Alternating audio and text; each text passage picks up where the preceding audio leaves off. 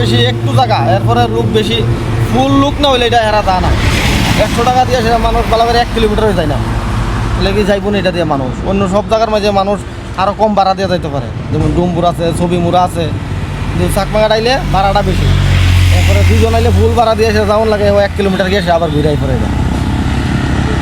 এটা তো মানে সরকারি উদ্যোগেই করা হয়েছিল নাকি তা? হ্যাঁ করছে সরকারি উদ্যোগে কোন ডিপার্টমেন্ট করছিল এটা? ফরেস্ট ডিপার্টমেন্টের থেকে। ফরেস্টের থেকে। হ্যাঁ এটা কোন এলাকা? এটা চাকমাঘাট। কবে এটা উদ্বোধন হয়েছিল?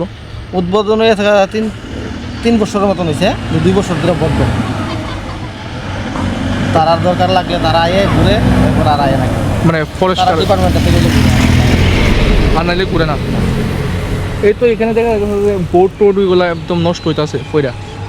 তো ওই তো যে বর্ষা সিজন হলে শুকনা করে আগে আরও আসছিল তো 2টা এটা একটা লইয়া গেছে কোন জায়গার জন্য অনেকটা আছে একটা পয়রা রয়েছে না? একটা পয়সা রয়েছে। সরকারি তো টাকা পয়সা নষ্ট হইতেছে। হ্যাঁ সরকারি টাকা পয়সা নষ্ট হইতেছে। কি করবেন একজন সচেতন নাগরিক হিসাবে?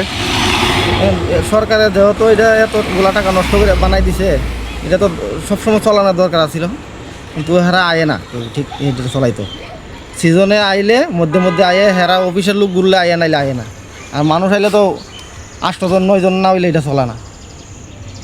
এখন কি পুরাপুরি বন্ধ? হ্যাঁ পুরাপুরি বন্ধ এখন। এটা তো মানে এই যে রাজ্যের মন্ত্রী আছে বিকাশ দেববর্মা তাই হাত ধরে সে তো উদ্বোধন হয়েছিল নাকি? হ্যাঁ তাই নিয়ে তো আপনার এলাকার এমএলএ আমাদের এলাকার বিধায়ক।